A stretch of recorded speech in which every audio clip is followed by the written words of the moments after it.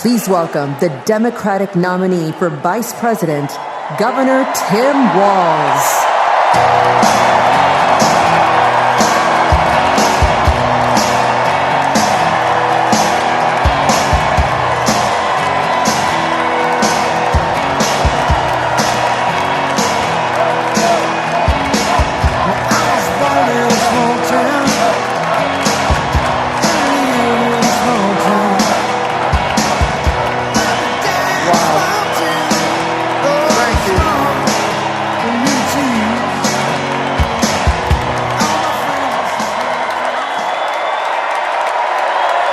Thank you.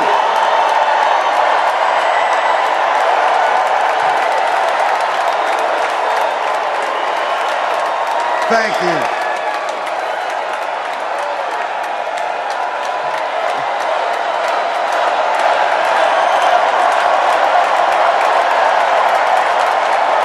Wow.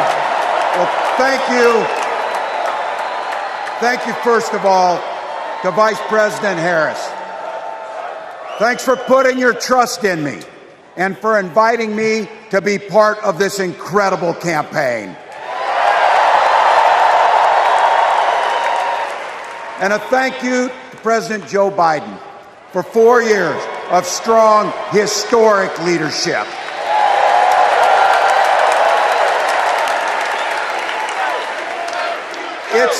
It's the honor of my life to accept your nomination for Vice President of the United States.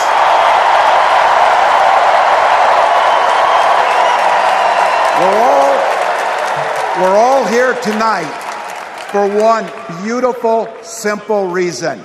We love this country. So thank you to all of you here in Chicago and all of you watching at home tonight. Thank you for your passion. Thank you for your determination. And most of all, thank you for bringing the joy to this fight.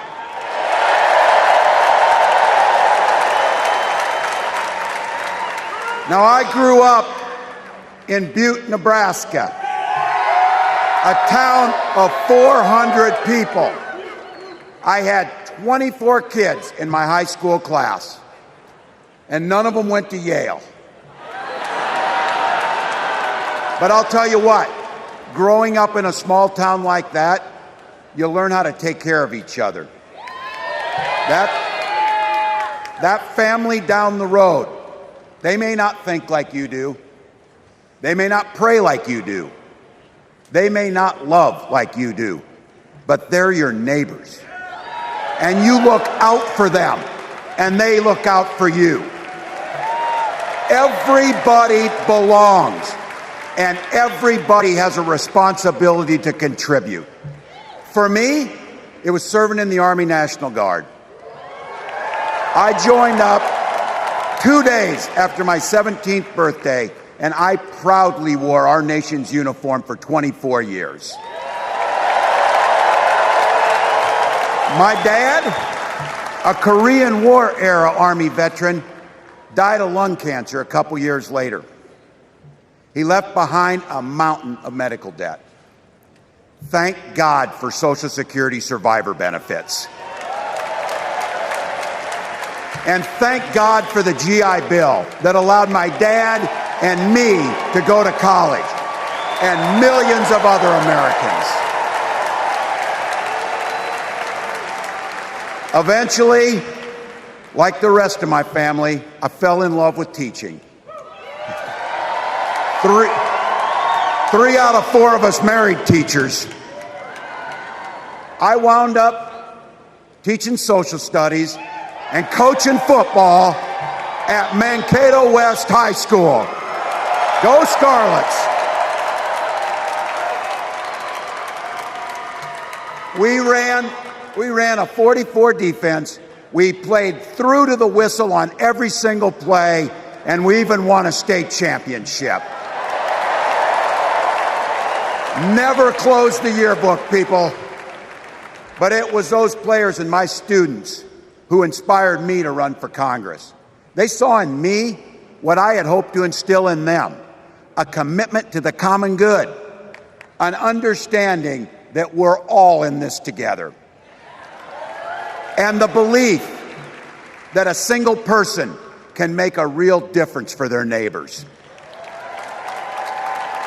So there I was, a 40-something high school teacher with little kids, zero political experience, and no money, running in a deep red district.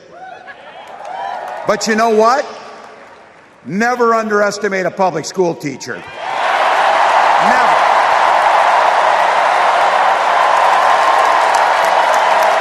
I represented my neighbors in Congress for 12 years, and I learned an awful lot. I learned how to work across the aisle on issues like growing the rural economies and taking care of veterans. And I learned how to compromise without compromising my values. Then I came back to serve as governor, and we got right to work making a difference in our neighbors' lives. We cut taxes for the middle class. We passed paid family and medical leave. We invested in fighting crime and affordable housing. We cut the cost of prescription drugs and helped people escape the kind of medical debt that nearly sank my family.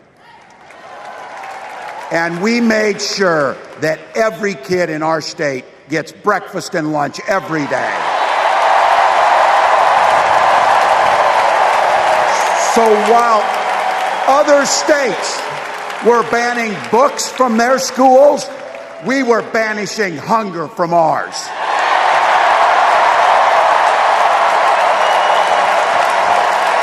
We also protected reproductive freedom because in Minnesota, we respect our neighbors and the personal choices they make. And even if we wouldn't make those same choices for ourselves, we've got a golden rule. Mind your own damn business.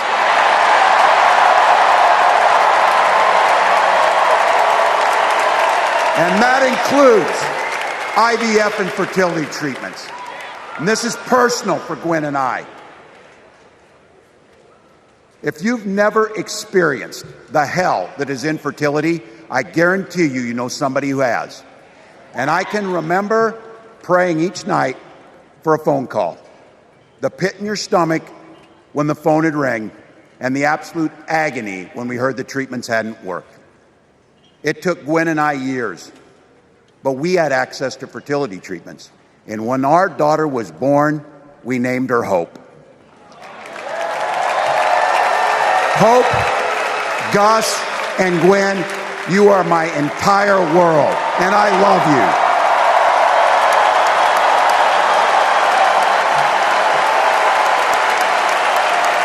I'm letting you in on how we started a family because this is a big part about what this election is about.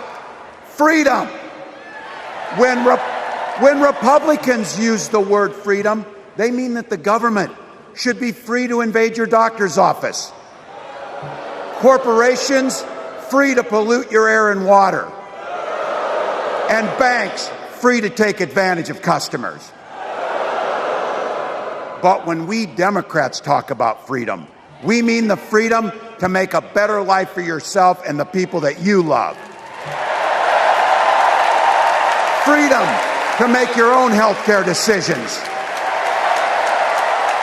And yeah, your kids' freedom to go to school without worrying about being shot dead in the hall. Look, I know guns. I'm a veteran. I'm a hunter. And I was a better shot than most Republicans in Congress, and I got the trophies to prove it. But I'm also a dad.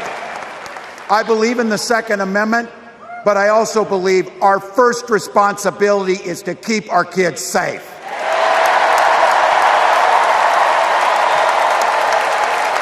That's what this is all about.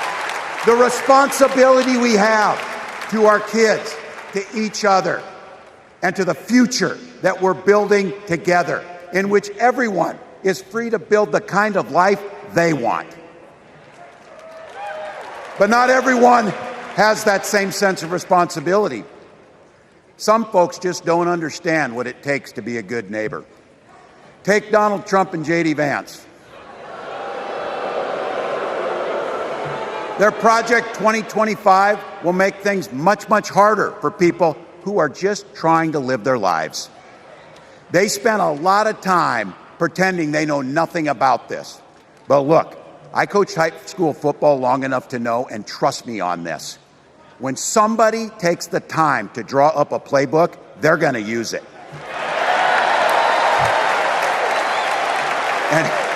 And we know if these guys get back in the White House, they'll start jacking up the costs on the middle class. They'll repeal the Affordable Care Act. They'll gut Social Security and Medicare. And they will ban abortion across this country, with or without Congress. Here's the thing. It's an agenda nobody asked for. It's an agenda that serves nobody except the richest and the most extreme amongst us. And it's an agenda that does nothing for our neighbors in need. Is it weird? Absolutely. Absolutely. But it's also wrong. And it's dangerous. It's not just me saying so. It's Trump's own people. They were with him for 4 years. They're warning us that the next 4 years will be much, much worse. You know, when I was teaching every year, we'd elect a student body president. And you know what? Those teenagers could teach Donald Trump a hell of a lot about what a leader is. Leaders don't spend all day insulting people and blaming others. Leaders do the work. So I don't know about you. I'm ready to turn the page on these guys. So go ahead. Say it with me. We're not going back.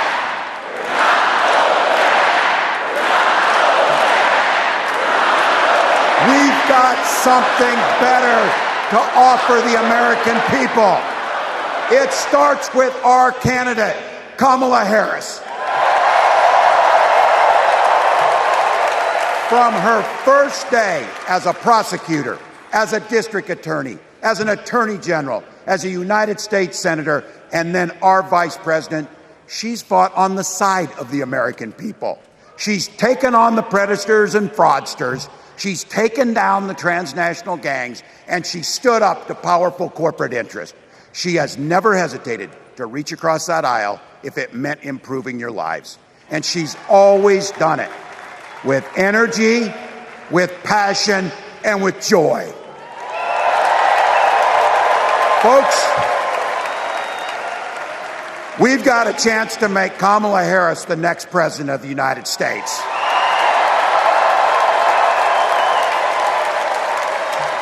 But I think we owe it to the American people to tell them exactly what she'd do as president before we ask them for their votes.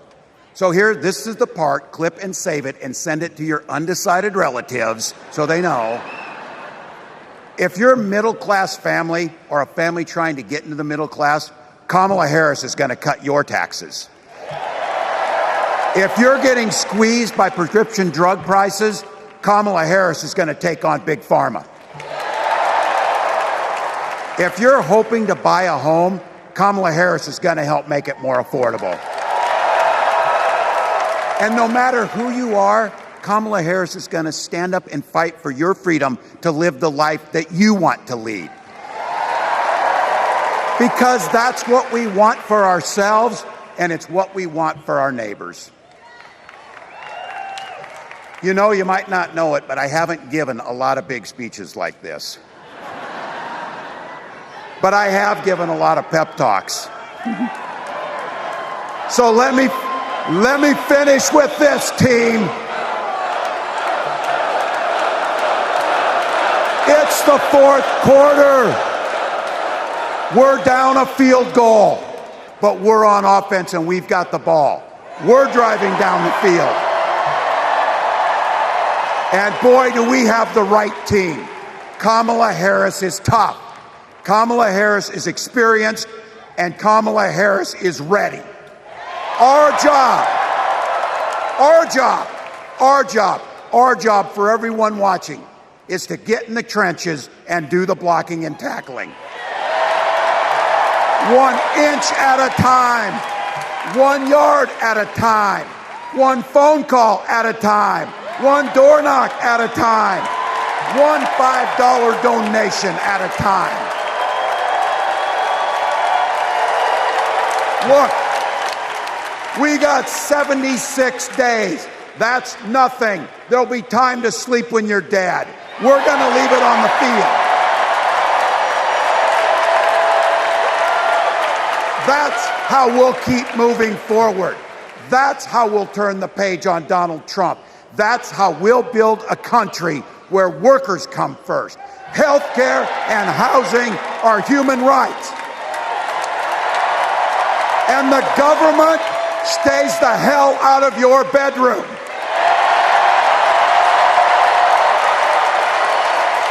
That's how we make America a place where no child is left hungry, where no community is left behind, where nobody gets told they don't belong. That's how we're going to fight. And as the next president of the United States always says, when we fight,